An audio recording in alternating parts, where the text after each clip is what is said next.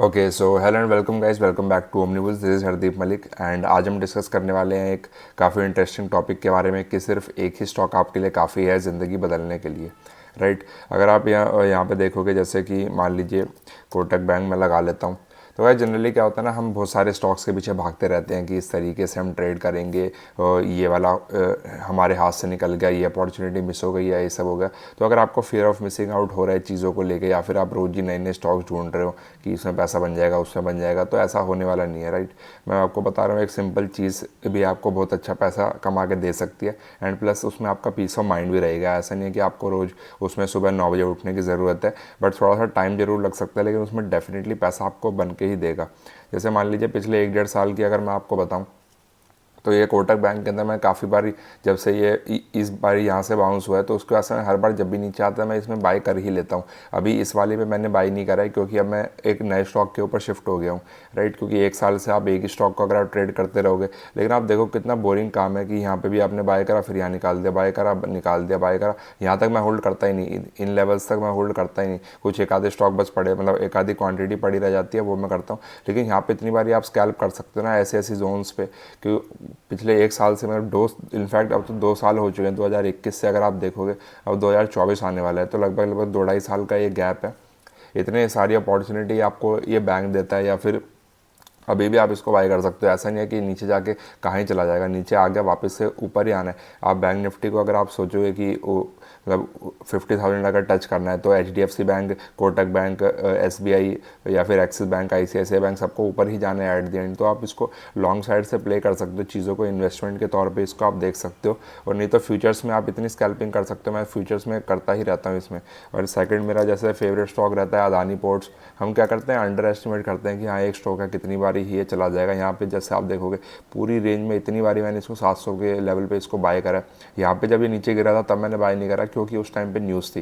जैसा कि अगर आप देखोगे कि हाइडेनबर्ग वाली रिपोर्ट आई थी, उसके बाद ही नीचे चला गया, तो अभी उसमें मैंने नहीं लिया। अगर लेकिन वापस से अब इस बार आएगा तो मैं इसको वापस से बाय कर लूँगा, क्योंकि अदानी पोर्ट्स तो थोड़ा मेरे को जेन्युइन बिजनेस लगता है। बाकी बिजनेस का मेरे को कोई आइडिया नहीं है कि सही है गलत है, और वो मेरा काम भी नहीं है वो जानना। लेकिन ये जब भी इस लेवल पे आएगा 700 के लेवल पे, अब लग नहीं रहा कि आएगा, क्योंकि वीकली में थोड़ा हैमर टाइप भी बन चुका है, गलती से इसका हाई क्रॉस होता है तो ये ऊपर ही चला जाएगा। But I am perfectly fine, क्योंकि मैंने यहाँ पे इस लेवल पे मैं इसको बाय करता था, राइट।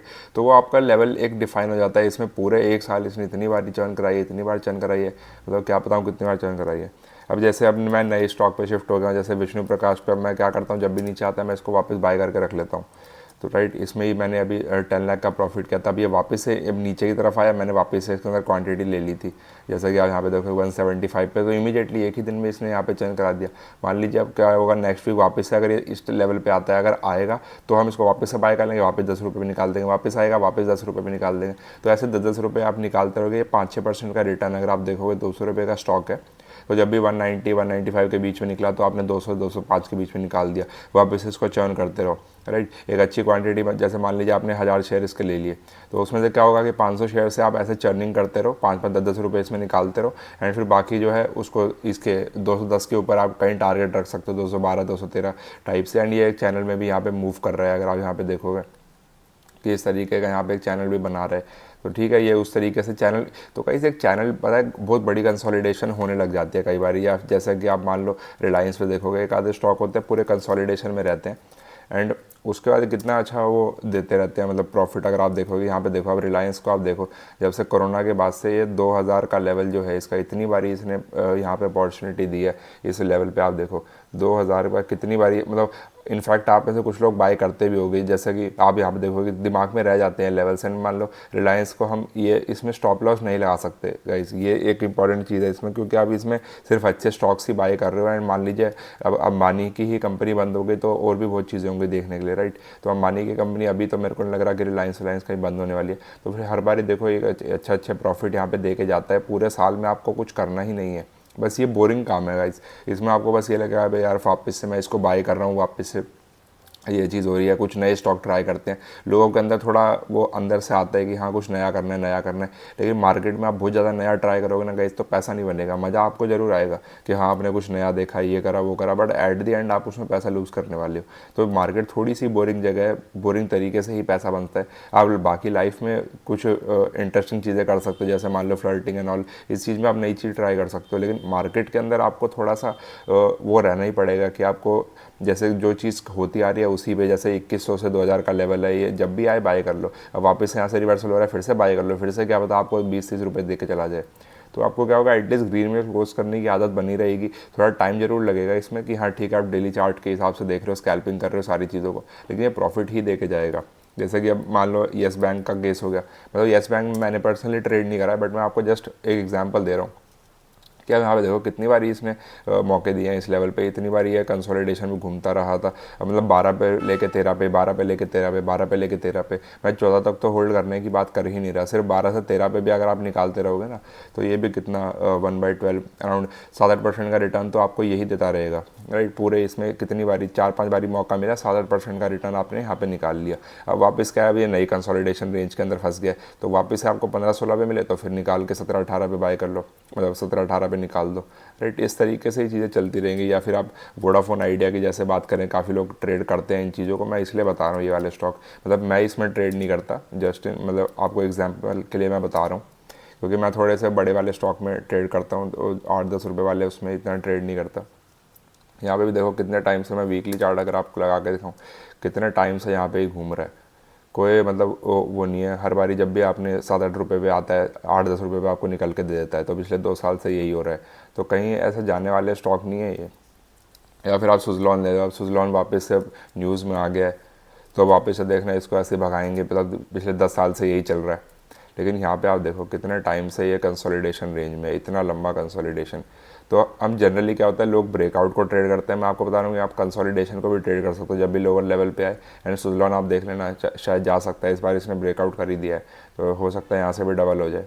बट मैं सुजलॉन पे पैसे लगाता नहीं हूँ, वैसे मैं आपको बता रहा हूँ कि थोड़ी क्वांटिटी बाय करके रख लें। लेकिन यहाँ पे वो पूरे टाइम आप यहाँ पे एक चैनल में मूव कर रहा है, जैसा कि मैंने आपको उसमें विष्णु प्रकाश में एक चैनल बना के दिखाया था, तो मैं यहाँ पे भी आपको एक चैनल बना के दिखा देता हूँ कि देखो ये इस तरीके से।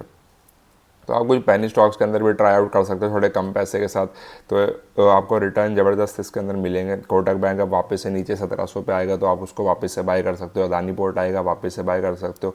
विष्णु प्रकाश जब नीचे आएगा तो मैं उसको वापस से बाय करूँगा। अब एक नया स्टॉक मेरा हो चुका है CDSL में भी आप डेली रेंज पे देखोगे, हर बार इतने टाइम से, मतलब पिछले 2-3 महीने से यही हो रहा है, इसी रेंज के अंदर घूमे जा रहा है। जब भी 1280 से लेकर 1300 के बीच में जब भी मिले तभी बाय कर लो, कुछ ना कुछ आपको प्रॉफिट निकाल के ही देगा।